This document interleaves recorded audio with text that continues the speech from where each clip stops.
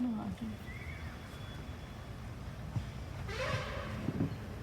very good evening to everyone. I'm happy to see you from past few days.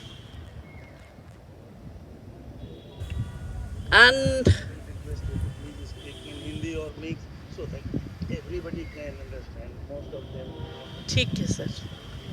इसलिए मैं बड़ी मुश्किल से हिंदी बना बना इस विद्यालय के प्रांगण में जब आप सब के कदम यहाँ पर पड़े तो सोचिए, धरती तो पूरी है, लेकिन सिर्फ इतनी सी धरती पर आपको शिक्षा प्राप्त करने के लिए आप कहाँ से पढ़ के आए होगे, लेकिन इसकी शिक्षा आपके जीवन काल में इस स्थान पर लिखी थी. ये स्थान जहां पर 10 कदम की दूरी पर महात्मा बुद्ध अपने आप को संयमित कर पाए, वो स्थान जो हर एक के जीवन काल में जब बड़े हो जाते हैं तो चाहे हम किसी भी धर्म के अनुयायी हों, मोक्ष की प्राप्ति सभी के जीवन काल में होनी है और सभी के जीवन काल में लिखी है. तो जब धरती जिस पर हम बैठे हैं वो मोक्ष की धरती है और हम मुट्ठी भर लोग हैं,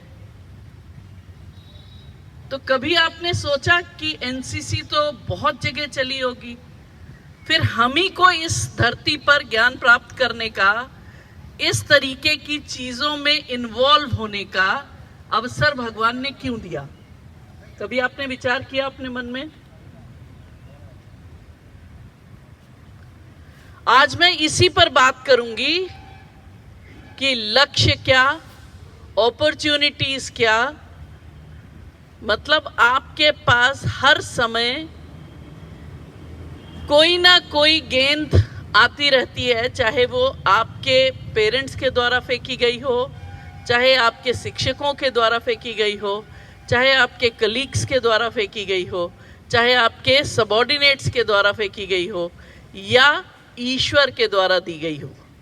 वो सब अपॉर्चुनिटीज हैं और उन अपॉर्चुनिटीज को अगर आप ग्रैब कर लेते हैं, कैच कर लेते हैं, उन अपॉर्चुनिटीज को अपना लेते हैं, समाहित कर लेते हैं, उन पे वर्क करना शुरू कर देते हैं, तो आप अपने लक्ष्य की तरफ एक कदम बढ़ जाते हैं. और अगर उन अपॉर्चुनिटीज को आप मिस कर देते हैं तो लक्ष्य से 10 कदम पीछे आ जाते हैं. मैं आज यहां पर उपस्थित सर को धन्यवाद देती हूं कि उन्होंने मुझे आप सबके बीच में कुछ कहने का अवसर दिया. यहां पर उपस्थित आपके शिक्षक वृंद भी बैठे हुए हैं जो लगातार इतने दिनों से आपके साथ साथ चल रहे हैं, आपको उठा रहे हैं, आपको खाना खिलवा रहे हैं, आपको शिक्षा दे रहे हैं, आपको तरह तरह की बातों का ज्ञान दे रहे हैं. शायद उन्होंने अपने जीवन में वो ज्ञान को प्राप्त किया जिसको वो देना चाहते हैं. बच्चों, एक चीज अपने मन में, अपने दिमाग में, अपने आप में इस बात को गांठ बांध कर रख लो, शिक्षा ऐसी चीज है जिसको जितना दोगे उतनी बढ़ेगी और जितना अपने पास रखोगे उतना कम होती जाएगी. इसलिए इसको बांटना बहुत जरूरी है. तो जब कुछ लोगे तभी बांट पाओगे, और लोगे कब? जब लेने की इच्छा होगी. बहुत पहले कहा गया, पूत के पांव पालने से नजर आते हैं. भगत सिंह एक हुए, ऐसा तो नहीं पैदा होते ही उन्होंने बंदूक उठा ली हो, या पैदा होते ही भारत माता की जय बोल दिया हो, ऐसा नहीं हुआ ना. लेकिन कुछ तो विलक्षण रहा होगा कि जिसको मां ने पहचाना होगा और मां ने कहा होगा कि ये भारत माता के लिए बना है, और इसके प्राण भी इस पे निछावर हो जाए तो मैं अपने आप को गर्व महसूस करूंगी। शायद आप सब भी उसी तरीके के भगत सिंह हो। आपकी माओं को बहुत बहुत धन्यवाद, जिन्होंने आपको कम से कम देश की सेवा के लिए भेजने से पहले आपके लक्षणों को पहचाना। और ये एक्सटेंडेड हैंड है जिसमें आपको अनुशासन सिखाया जाता है। और ये पहला पॉइंट है, पहला बीज है जो हम मिट्टी में जिस तरह बोएंगे उसी तरह का पौधा निकलेगा। अब ये आप पर है। आपकी माँ ने विश्वास किया, पिता ने विश्वास किया, अध्यापकों ने विश्वास किया, लेकिन बीज को तो खुद ही मिट्टी में जाना है और खुद ही अपने आप के लिए प्रकाश लेना है, पानी लेना है और प्रस्फुटित होना है।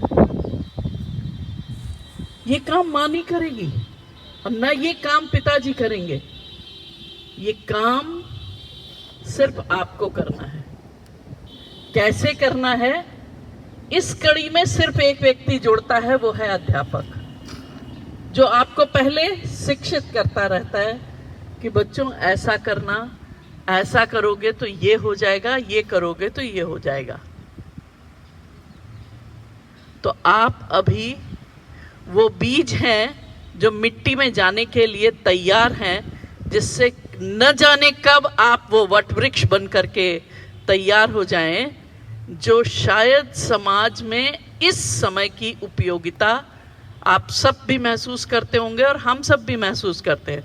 क्योंकि हमारे अपने कदम किस तरफ की ओर जा रहे हैं? एज बढ़ती जा रही है, तो हमारे अपने कदम जिस धरती पर बैठे हैं, मोक्ष की धरती पर, तो मोक्ष की तरफ जा रहे हैं। लेकिन आपके कदम अभी बहुत बहुत सटीक हैं, बहुत सक्रिय हैं। आप जो चाहो वो कर सकते हो। और अब इसमें दो रास्ते हैं। जो चाहो वो कर सकने में दो रास्ते हैं। एक रास्ता वो जिसमें बहुत कठिनाई है, बहुत मेहनत है, बहुत संयम की जरूरत है, बहुत ईमानदारी की जरूरत है। और दूसरा रास्ता वो जो बहुत सरल है, जिसमें सोचना विचारना कुछ नहीं है, बस कर देना है। तो आप कौन सा रास्ता चुनना पसंद करोगे? सच से, मन से बोलो, कौन सा रास्ता अच्छा लगेगा? सरल वाला। कितने लोग ऐसे हैं जिनको सरल रास्ता अच्छा लगेगा? ये तो इंटेलेक्ट वाली बात हो गई। Very good, very good, very good, बहुत अच्छे। देखो, ये ईमानदारी का, अभी मैंने बोला कि कौन अपने से ईमानदारी रखता है, ये गुण होना चाहिए। तो कम से कम आपने ईमानदारी रख करके उसके आगे पीछे की बात नहीं सोची। आपने ये सोचा कि हाँ, निश्चित रूप में मैं सरल रास्ते पे ही जाऊंगा। तो सरल रास्ते पे जाकर के आपको रिजल्ट तो तुरंत मिल जाएगा, लेकिन उसमें प्रोग्रेस क्या होगा? शॉर्ट टर्म प्रोग्रेस होगी। आपको तुरंत खाने को भी मिल जाएगा, तुरंत अच्छी अच्छी चीजें भी मिल जाएंगी। वो रास्ते कैसे हुए? राह चलते किसी व्यक्ति को लूट पाट कर लीजिए, पैसा आपको तुरंत मिल गया, जाकर के बढ़िया रेस्टोरेंट में खाना खा लीजिए। सरल रास्ता हुआ। मारा पीटा, अभी तो एज है, बढ़िया दोनों हाथ चलते हैं, दोनों पैर चलते हैं। हम लोगों की तरह नहीं है कि अभी वहां से यहां तक आने में भी 5 मिनट लगेगा। सरल रास्ता है ना। आपस में लड़ाई कर ली, तुम लोग दिन में 10 बार सीढ़ी चढ़ जाओगे ऊपर, और उसमें थकान नहीं होगी। लेकिन कठिनाई कब होती है बेटा? जब लक्ष्य तो चुन लिया। मान लीजिए हमने आईपीएस ऑफिसर बनने का अपना लक्ष्य चुन लिया। अब वो सिर्फ पढ़ाई से नहीं बन सकते। उसके लिए हमें 18 घंटे जग करके मेहनत करना है।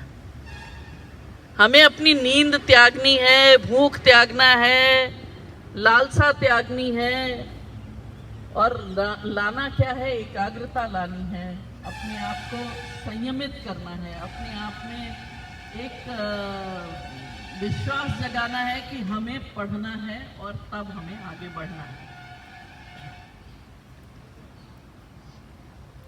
हम सब आपको कह सकते हैं, बात बता सकते हैं, लेकिन जिस दिन आपने प्रण कर लिया उस दिन मुश्किल कुछ नहीं। बहुत सारे लोगों ने आपको कहानियां बताई होंगी, आप सब लोग भी आजकल सोशल मीडिया से बहुत परिचित है। अरुणिमा की कहानी आप सबने सुनी होगी, सुनी है ना? कितने लोगों ने सुनी है?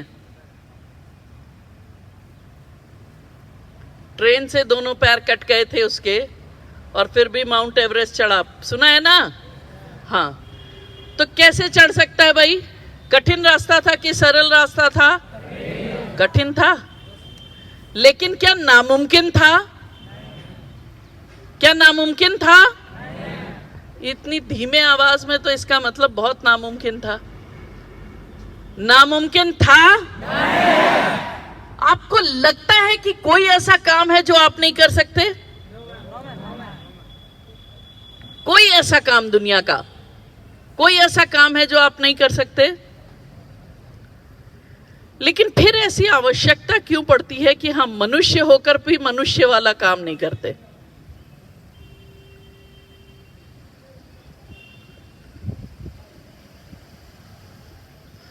मनुष्य होकर भी हम अपनी मनुष्यता से ज्यादा पशुता पे विश्वास करते हैं। कैसे? यहां पर रोल आता है, आपने अपने जीवन को कैसे, किस लक्ष्य पे ले जा करके स्थापित किया हुआ है और कितना आप उसे याद रखते हैं। आप में से कितने हैं जिन्होंने अब्दुल कलाम जी का लाइफ हिस्ट्री पढ़ी है? कलाम साहब की लाइफ हिस्ट्री में उन्होंने वेरी गुड, कलाम साहब के लाइफ हिस्ट्री में उन्होंने लिखा कि मैंने अपने कमरे में एक बिंदी लगा रखी थी और मैंने सोच रखा था ये प्रेसिडेंट की चेयर है और इसी कुर्सी पर मुझे बैठना है। सोचो आप, लक्ष्य हर समय आंख के सामने, ओझल नहीं होता था। मैं जब बिस्तर से उठता था तो मुझे मेरी बिंदी सामने दिखाई देती थी। हम लोगों ने अर्जुन को नहीं देखा, जिसका लक्ष्य साधने में माहिर था, उसकी सिर्फ कहानियां पढ़ी, लेकिन अब्दुल कलाम को तो देखा। वो तो हमारी आंख के सामने थे। और देखो बच्चों कि वो कितने दृढ़ प्रतिज्ञ थे। उनकी दृढ़ प्रतिज्ञता की आप चेष्टा देखिए, उनकी एक इच्छा देखिए, इच्छा शक्ति, कि वो बोलते बोलते मरे, और वो भी किनके बीच? बच्चों के बीच। तो आप जब कठिन रास्ता चुनते हैं, आप जब अपने लक्ष्य की तरफ बढ़ते हैं, तो ईश्वर आपके साथ हर कदम पर होता है। मुझे मालूम है यहाँ पर मुझसे अच्छा बोलने वाले भी बच्चे हैं, जिनको शायद सुनने में अच्छा नहीं लग रहा है, वो उनकी कुछ अपनी बातें हैं वो भी कर रहे हैं। लेकिन आपको आए हुए 7 दिन हो गए। इन 7 दिनों में मैं आई बीच में, मेरी आपसे कोई बातचीत हुई? नहीं हुई। तो ये भी एक अपॉर्चुनिटी है जो ईश्वर ने मुझे दी और आपको भी दी, कि आप शायद कौन जाने किस समय कालिदास विद्रोह की बात को समझ सके और अपने आप में परिवर्तन कर सके।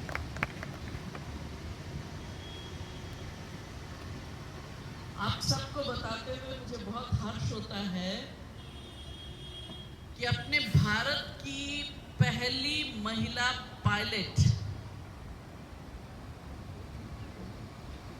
वो डीएवी की ही बच्ची भावना कंठ, और वो मेरे ही स्कूल से पढ़ती है।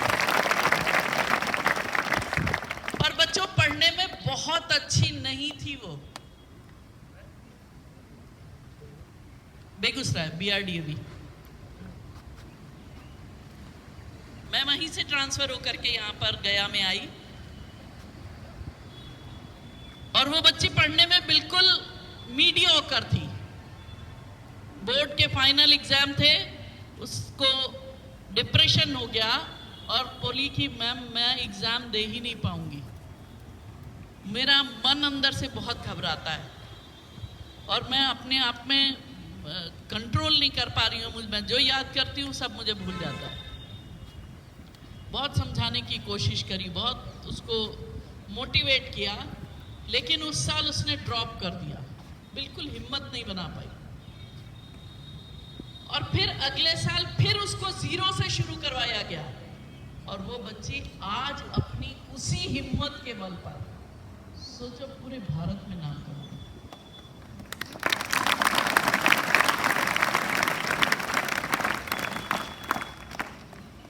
ऐसा नहीं है कि वो मुझे रोज टेलीफोन करती है, ऐसा नहीं है कि रोज मुझसे मिलने आ जाती है, लेकिन आज मैं उसकी बात कह करके आपको अपने में भी बहुत गर्व महसूस कर रही हूँ कि वो बच्ची मुझे जानती है, वो बच्ची मेरे साथ रही है, उस बच्ची को मैं अच्छी तरह जानती हूँ। कितने लोगों को आपकी प्रेजेंस से खुशी हो जाएगी ये आप नहीं समझ सकते। और वो पहली खुशी जो आप अपने मम्मी पापा को दे सकते हो, अपने माता पिताजी को दे सकते हो, जो बिना कर्ज के आपको हर समय सब कुछ देते हैं। बच्चों, अगर एक शिकायत माँ बाप के पास पहुंचती है तो उनके जीवन अगर 10 साल होता है तो 1 साल कम हो जाता है, क्योंकि उनको चिंता हो जाती है कि मेरा बच्चा जिसको मैंने इतने साल पाला, वो संस्कार लिए बिना ही पता नहीं किस रास्ते पे चल पड़ा और उसकी शिकायतें आने लगी। और यदि वही आपके पिता और माता आए और यहाँ से तारीफ हो कि आपका बच्चा तो ऐसा है कि जिसको हम लोग पा करके धन्य हो गए, नेबर्स एनवी ओनर्स प्राइड, पड़ोसी जलन करेंगे कि ये बच्चा इतना अच्छा है कि ये मेरे घर में क्यों नहीं हुआ। तो तुम्हारे माता पिता अगर 10 साल जीवित रहने वाले हैं तो 15 साल जिंदा रहेंगे। वो खुशी, वो संतुष्टि, वो एक आत्मविश्वास जो होता है वो उनका बढ़ जाएगा कि मेरा बच्चा कहीं पर भी रहे, वो जो कार्य करेगा वो हमेशा अच्छे करेगा। मैं यहाँ पे किसी तरीके से कोई प्रीचिंग करने के लिए आपके पास नहीं हूँ, लेकिन ईश्वर अवसर देता है, उन अवसरों को पहचानिए, उन अवसरों से सीखने की कोशिश करिए और उनको जितना ज्यादा हो सके अपने जीवन में उतारने का प्रयास करिए। आप जितने सच्चे बने रहेंगे, जितने अच्छे बनेंगे, जितना ईमानदार बनेंगे, उतना ही आप अपने लक्ष्य के करीब होते जाएंगे और अपने नाम कमाने की प्रक्रिया में, देखो आते तो सब हैं दुनिया में, इतनी बड़ी पॉपुलेशन है, सब आते हैं, लेकिन कोई कोई जीता है और कोई कोई मरता है। जो कभी उसका नाम यहां से हटता ही नहीं है तो उसको मरा हुआ कैसे माना जा सकता है। तो यदि आप मुट्ठी भर लोग हैं अगर आप उनमें से अपने आप को प्रण कर लें कि मैं जीऊंगा तो ठीक है, लेकिन मरने के बाद भी प्रेरणा दे करके जाऊंगा, ऐसा कुछ कार्य करके जाऊंगा कि लोग मुझे सदियों तक याद करते रहें, तब मजा आएगा। लगेगा कि आपकी ये जो 10 दिन के आपका साथ यहाँ पर रहा है, उसमें हम आप में कुछ बीज बो पाए और वो बीज सही दिशा में गया, और आप सब अपने जीवन में लक्ष्य को पाने के लिए जो भी कदम उठाएंगे वो सही, सार्थक और सफल कदम होगा। एक बार जंगल में बहुत भीषण आग लगी। जंगल की आग किसी ने देखी है? दावानल होता है, दावानल उसको कहते हैं, दावानल। तो बहुत भीषण आग लगी। उस आग में, जब जंगल में आग लगती है तो वो देखती नहीं है कि कहाँ जानवर हैं, कहाँ पर वनस्पतियां हैं, कहाँ पर ऐसी वनस्पतियां हैं जो औषधीय गुण रखे हुए हैं। वो आग लगी तो वो बढ़ती चली जाती है और पूरे पूरे जंगल को राख कर देती है।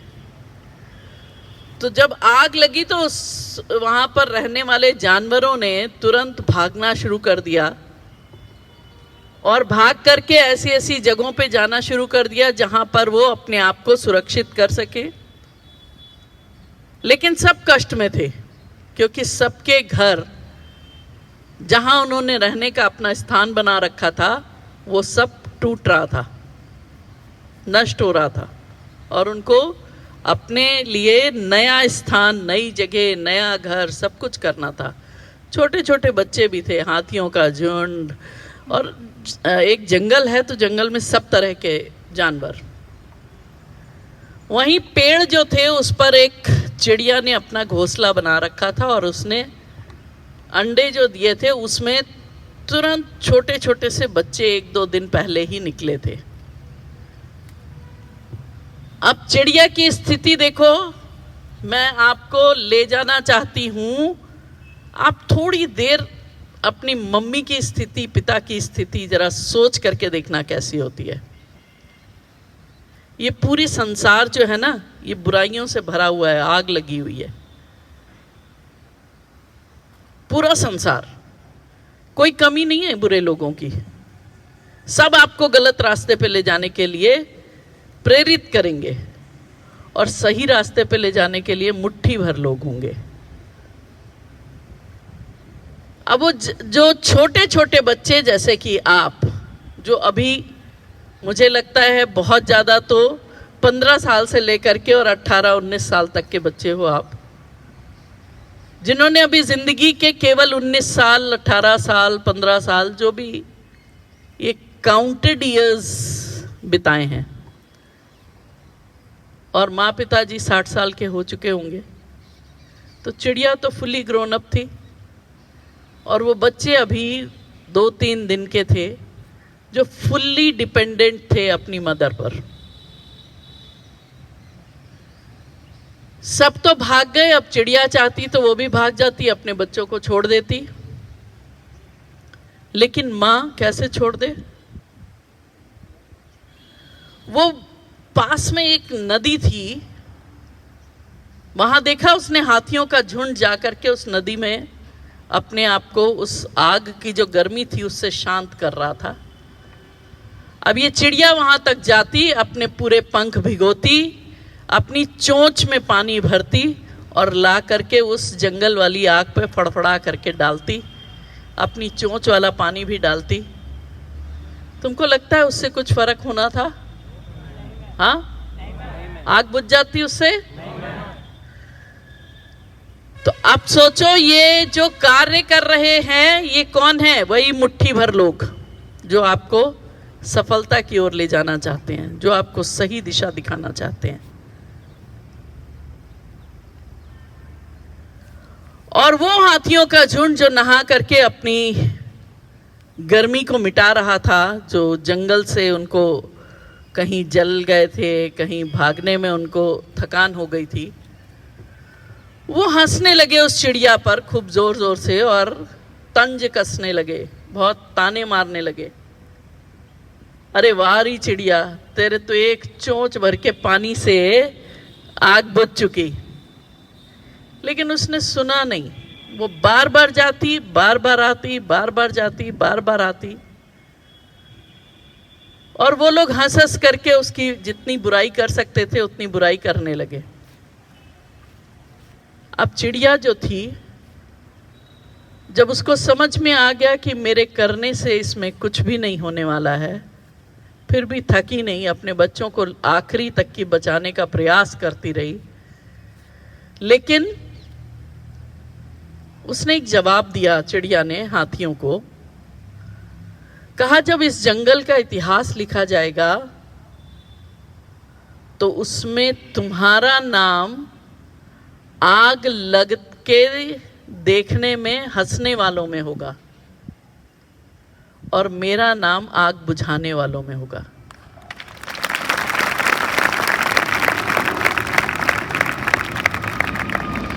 तो बच्चों, सामर्थ्य अलग हो सकता है,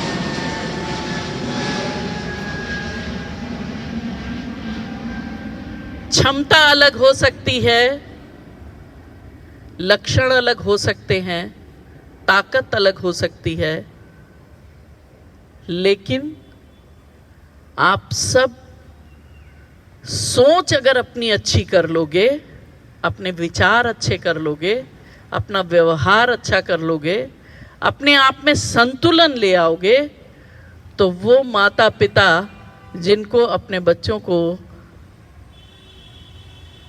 बुरे कार्य करते हुए भी देखना पड़ता है, वो कभी नहीं देखना पड़ेगा।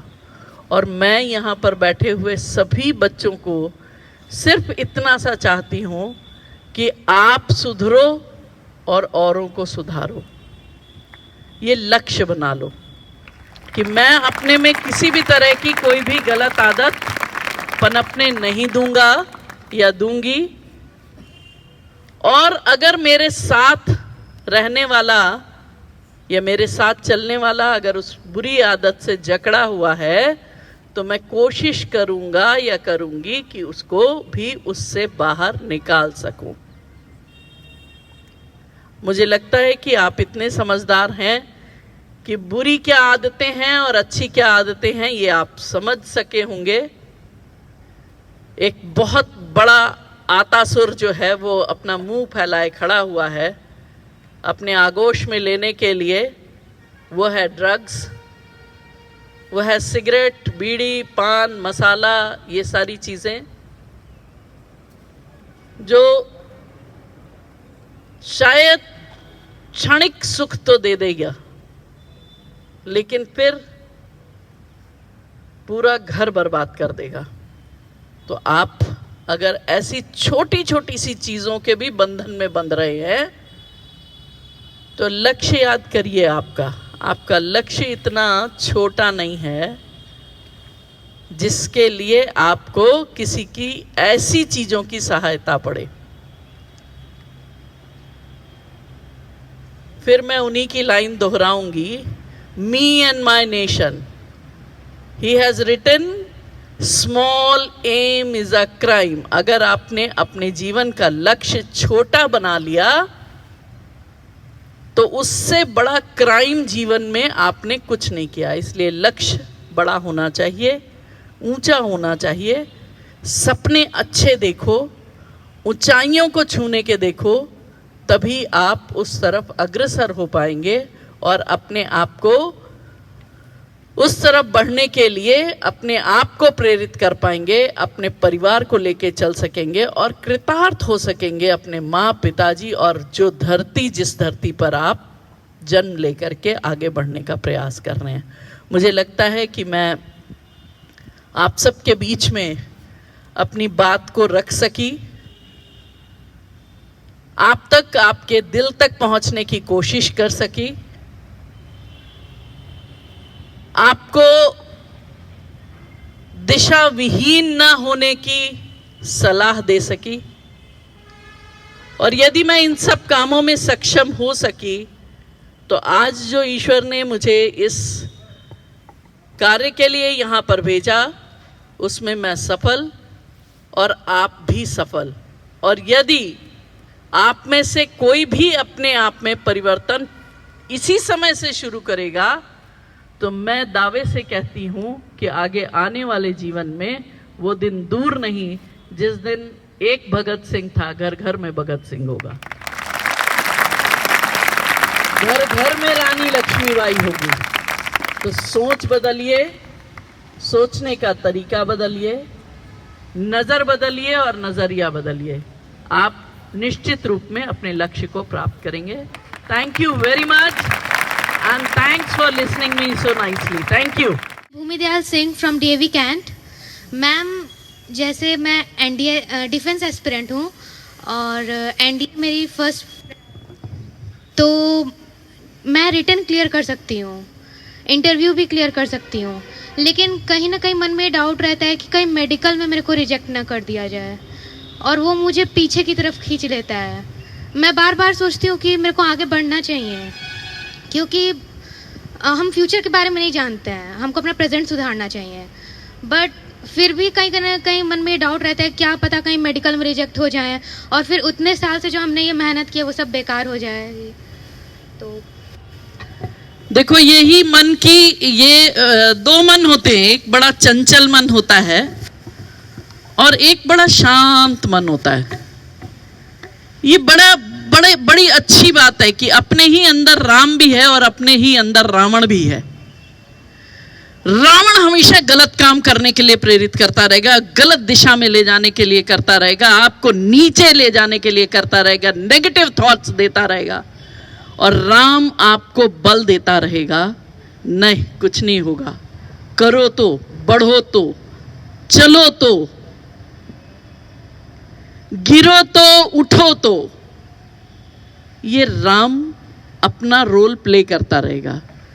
बच्चों, ये इतनी सी मुट्ठी है और इस मुट्ठी में जितनी चीजें हैं वो आपके भाग्य की हैं, उसको कोई छीन नहीं सकता। तो अपनी मुट्ठी पर विश्वास रखो। मेडिकल में फेल्योर होने के बाद भी डिफेंस में जा सकते हैं आप, ग्राउंड ड्यूटीज में जा सकते हैं, it's not essential front duties में जाइए। तो ऐसी कोई आपको बीमारी अगर है, अगर कोई ऐसा आपके अंदर कुछ ऐसा लगता है कि मेरे को ऐसा है कि मैं इस कारण से रिजेक्ट हो जाऊंगी, गेट इट ट्रीटेड। और अगर कुछ नहीं है तो उस मन पे कंट्रोल करो जो आपको गलत सोचने पे मजबूर करता है। देखो, ऐसा भी है, एक व्यक्ति, नाम मैं उसका भी भूल रही हूं, एक आईएएस थे जिनको कैंसर हो गया ब्लड का। अभी मुझे ये बताते बताते अगर याद आ जाता है तो मैं आपको नाम भी उनका बताती हूं। उनको ब्लड कैंसर हो गया और वो आईएएस ऑफिसर थे। उन्होंने बोला कि अब तो ऑफिस में बैठना भी उनका मुश्किल हो गया, थोड़ी देर बोलते थे फिर हंफने लगते थे। तो उन्होंने एक दिन वही काम किया कि घर से बिना बताए किसी को, और वो अपना जंगल में चले गए। वहां पे उन्होंने एक अच्छा सा एरिया देखा जिसको चल करके नाप करके जितना उनके कदम पे उनको समझ में आया कि इतना मैं ले सकता हूं, और उस पे उन्होंने खेती करना शुरू कर दिया। हल चलाया, कुदाल चलाया, ईंट से खोदा, पत्थर से खोदा, जब उनके पास सामान नहीं था तो। और सोचो कि 10 साल के बाद वो 10 साल जिंदा रहे, वही कंदमूल खाया, वही सब कुछ किया, और 10 साल के बाद जब वो शहर में अपनी माँ के पास लौटे तो वो बिल्कुल तंदुरुस्त थे। उनको ब्लड कैंसर खत्म हो चुका था और उन्होंने दोबारा से अपनी सर्विसेज को ज्वाइन किया और विदाउट एनी मेडिसिन ठीक हो गए। तो किससे ठीक हुए? अपनी केवल और केवल इच्छा शक्ति मजबूत करके। तो कुछ ऐसा काम नहीं है, जैसे तुम बोल रही हो बेटा, मैंने अभी अरुणिमा का एग्जाम्पल दिया कि पैर कट गए तो पहाड़ पे कैसे चढ़ेंगे, वो भी माउंट एवरेस्ट पे कैसे चढ़ेंगे? सोच सकता है कोई? इमेजिन नहीं कर सकता। दोनों पैर दोनों हाथ नहीं है, कैसे वर्ल्ड के बेस्ट स्विमर बनेंगे? कोई सोच सकता है? नहीं सोच सकता। लेकिन हैं, विलक्षण प्रतिभाएं अभी भी है। और जिसकी इच्छा शक्ति मजबूत होगी और अपने लक्ष्य तक पहुंचने की हिम्मत होगी, वो निश्चित रूप में पहुंचेगा। कोई उसको काट नहीं सकता। और आप मेरे से मिलना, मैं बताऊंगी कि आपको क्यों नहीं सोचना चाहिए कि मेडिकल के बेसिस पे मैं रिजेक्ट हो सकती हूँ। ठीक है? आपके पास 1000 कारण है सिलेक्शन के, फिर एक कारण पे क्यों रुके हो? भगवान को सोचने दो। तुम अपने लक्ष्य पे निर्धारित रहो। ठीक है? Thank you. Kumar from Gaya college Gaya. Ma'am, तो पहले मेरा ये क्वेश्चन है कि जैसे हमें जो हमारा सिलेबस होता है एग्ज़ाम के पहले, वो सब हमें मतलब एग्ज़ाम हॉल से पहले तक पूरा हम रिवाइज़ करके जाते हैं और वो याद रहता है हमें। लेकिन बाय द टाइम हम जैसे ही एंटर करते हैं एग्ज़ाम हॉल में और जैसे हमें क्वेश्चन पेपर मिलता है, तो कुछ चीज़ें ऐसी होती है जो हमें पूरा याद रहती है लेकिन फिर भी हम वो भूल जाते हैं।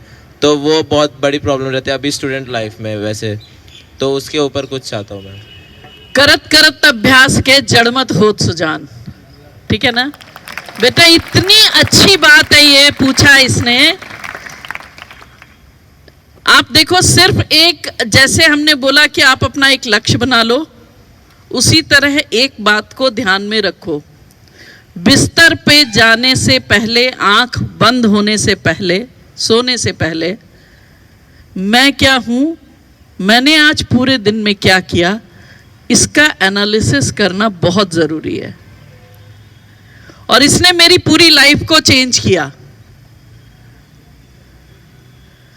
अगर हम पूरे दिन जो भी काम करते हैं, अच्छा बुरा, किसी की भलाई किसी की बुराई, किसी के लिए कुछ 2 शब्द अच्छे बोलना, किसी की तारीफ कर देना, या अपने लिए भी कुछ करना, ये सब भूल जाते हैं हम। और भूल कर रात में सो जाते हैं और दिन निकल जाता है। फिर उसके बाद उसके लिए ना हम अपने आप को तारीफ कर पाते हैं, ना किसके बल पे हमने किया ये कर पाते हैं, और ना कभी ऐसा हो पाता है कि हम उन लोगों को धन्यवाद दे सकें जिन लोगों ने हमें ये कराने के लिए हमारा सहयोग दिया। तो जो अध्यापक आपको पढ़ाते हैं, उतने पार्ट को बिना रिवाइज करे सोना नहीं है। भले आज अध्यापक ने क्लास में आकर के एक कहानी सुनाई, भले आज सब बच्चों के साथ सिर्फ बात करी, उसी को रिवाइज करो कि क्या क्या कहा था सर ने, उसमें से अच्छी क्या बात कही थी जिसको मुझे अपने में ले लेना चाहिए, जिस पे मुझे अमल करना चाहिए। वो 35 मिनट 40 मिनट का जो पीरियड होता है, उसको आप जब रिकॉल करते हो तो रिकॉल करने में मुश्किल से 15-20 सेकंड लगते हैं। हाँ, सर ने ऐसा बताया था, ये बताया था, ये बताया था, ये चैप्टर हुआ, इस चैप्टर को यहाँ से रिलेट किया था। आप अगर रोज की एक्सरसाइज में इसको अपने जीवन में ले आओगे तो वो चीजें आप कभी नहीं भूलोगे। और जब कभी पेपर मिलने के बाद वो ऐसा हो जाता है कि अरे मुझे तो कुछ नहीं आता, तो वो ही स्वाध्याय जिसको आप करोगे वो आपको सारी चीजें रिकॉल कर देगा। लेकिन इस स्वाध्याय की प्रैक्टिस करना है। एक दिन में नहीं होगा, लेकिन एक दिन जरूर होगा। ठीक है ना? समझ में आया ना बच्चों? एक दिन में कुछ नहीं होता, लेकिन एक दिन जरूर होगा अगर आप अपना बिस्तर पे जाने से पहले आंख बंद करके सिर्फ बैठ जाओ कि आज पूरे दिन मैंने अच्छा काम क्या किया, पैट योरसेल्फ। और अगर बुरा किया तो सोचो कि कल से मुझसे ऐसा काम नहीं होना चाहिए। मुझे अपने पे, किसी को बताना नहीं है, अपने लिए सोचना है। आज मैंने, टीचर ने ये पढ़ाया, मैं रिकॉल कर रहा हूं लेकिन मुझे अच्छे से नहीं याद आ रहा है। कल पहला काम करो कि जाते ही टीचर को बोलो कि सर कल आपने ये बताया था, ये मुझे नहीं समझ में आया, रात में मैं अपने आप में सोच रहा था, मुझे नहीं समझ में आ रहा था कि ये कैसे एक्सप्रेस करना है। आपको अपनी प्रॉब्लम समझ में आने लगेंगी कि कहाँ आप अटक रहे हो। And when you are going to solve your problem, then there will not be any problem. ठीक है ना? और आप बहुत अच्छा कर सकोगे. ठीक है? मैं आज 10 कदम चलना मेरे लिए मुश्किल है, या कहिए कि इतना दूर में वॉक करना या करने में मेरे को भी लगने लगता है कि नहीं नहीं अरे छोड़ो, अच्छा इधर ही ठीक है. लेकिन मैं आपकी तरीके से एनसीसी कैडेट थी, मैं सी सर्टिफिकेट होल्डर हूँ, मेरे पास 163 सर्टिफिकेट्स हैं आपके एनसीसी के. मैं ऑल इंडिया बेस्ट कैडेट थी, मैं यूथ एक्सचेंज में गई कनाडा, और मेरा डायरेक्ट सिलेक्शन डिफेंस में हुआ. मेरा एम था वर्दी, और मैंने वर्दी पाई. मैं भी पायलट ऑफिसर थी, मैंने भी अपने जीवन के जो भी लक्ष्य सोचे रखे थे वो सब पाए. मैं पैराट्रूपर बनना चाहती थी, पैराट्रूपर बनी, और मुझे भी अच्छा लगा कि जब जो चीज़ मैंने अपने लिए निर्धारित करी उस तक की मैं पहुंच करके तब ग्राउंडेड फॉर अ मिशन, और आज आपके बीच में हूं. तो बच्चों, लक्ष्य तो बनाओ और उस पे पहुंचने के लिए लगे रहो, निरंतर प्रयासरत रहो. लक्ष्य तुम्हारा है, तुम ही उसे अचीव करोगे. Anyone else? Raunak from Gaya college गया. I am a defence aspirant. और मेरा क्वेश्चन ये है कि मतलब आज का जो फास्ट मूविंग वर्ल्ड है, हमारे पास पढ़ने के लिए, समझने के लिए और मोटिवेशन के लिए बहुत सारे मतलब सोर्स हैं, पेरेंट्स हैं, किताब हैं, टीचर्स हैं, और बहुत सारे ऐसे सोशल मीडिया पर भी सोर्स हैं जिनसे हम मोटिवेशन ले सकते हैं. My question is that whom do can we believe blindly and whom do we can follow the path? Only your parents and teachers. No other answer.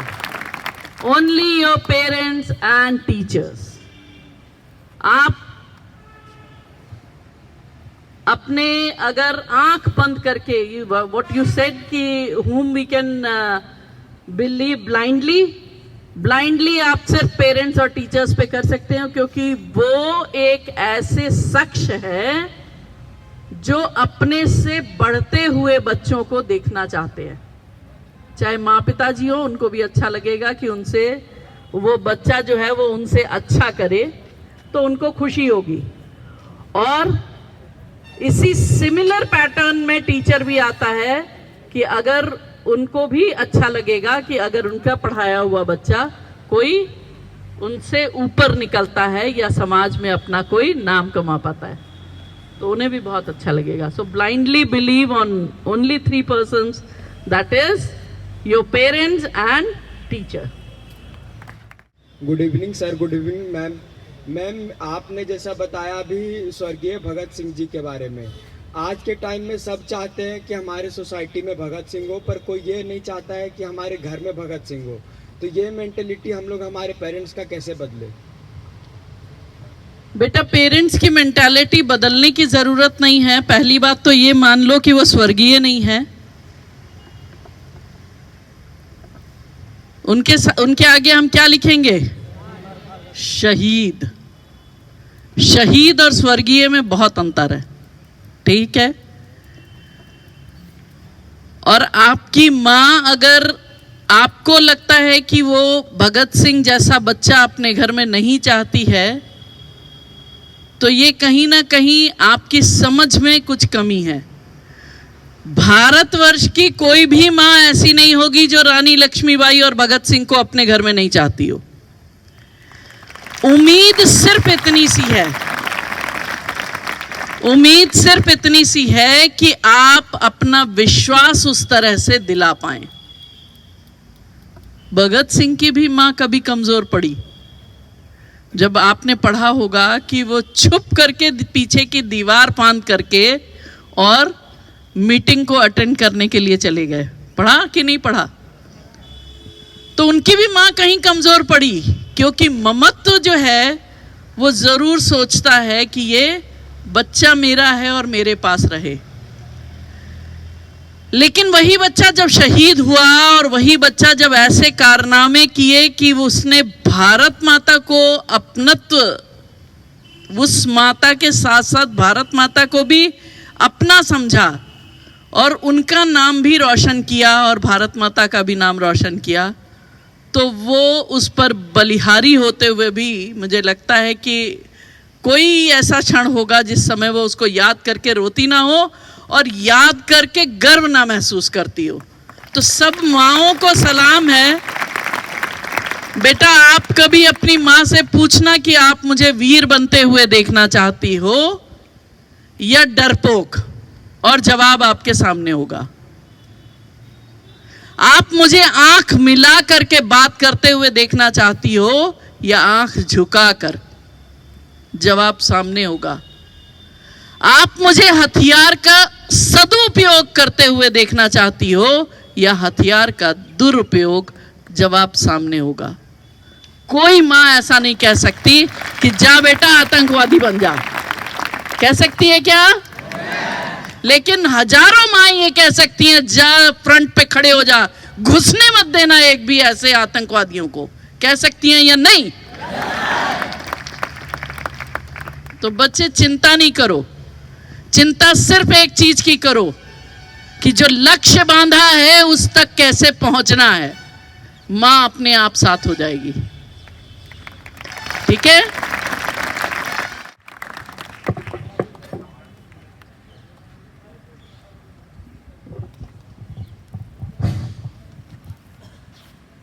Ma'am, आपने अपने इस अमृतमयी वाणी से जो ज्ञान का संचार हमारे बच्चों के बीच में समाहित किया है, उसके लिए आपको कोटि कोटि धन्यवाद मैम।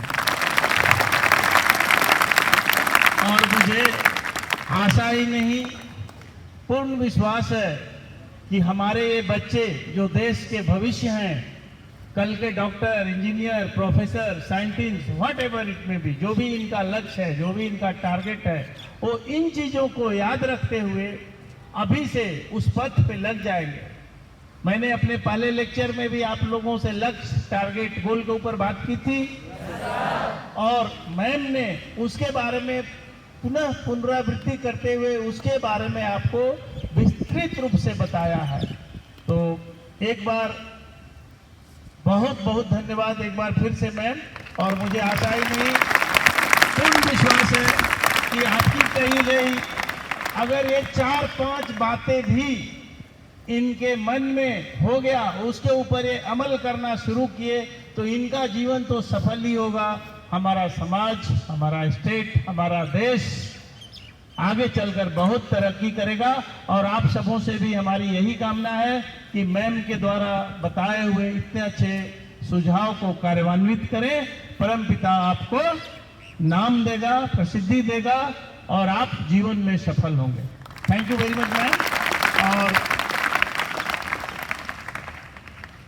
आपने अपना बहुमूल्य समय हमारे लिए निकाला, हमारे बच्चों के लिए निकाला। आपको एक बार फिर से धन्यवाद। अब मैं आपसे रिक्वेस्ट करूंगा कि आपको हमारी याद दिलाएगा हमारे बटालियन के ट्रेजर के एक मोमेंटो स्वीकार करें मैम।